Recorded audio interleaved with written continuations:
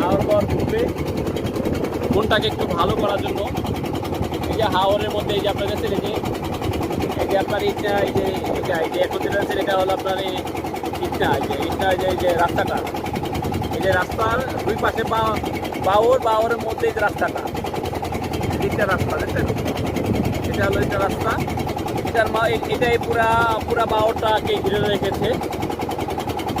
এটাই আপনার ওই যে কত কোটি টাকা দিয়ে যেন এটাকে আর্ট করেছিল এই রোডটাকে। তো আমরা এই রোডের এই ব্রিজটার মাথায় আছি, আপনারা দেখতে পারেন দেখেন সামনে দেখেন ব্রিজ, এই রোডটাই কিন্তু আপনার ব্রিজ, এটাই কিন্তু আপনার হাওরের মাছ স্থল যেটা বলে এইটা। তো আমি অনেকদিন ধরে এখানে আসবো করে আসতে পারিনি, তো আজকে এসেছি ঘোরার জন্য। তো আমার মনটা অনেক ভালো হয়ে গেল, অনেক ভালো লাগলো।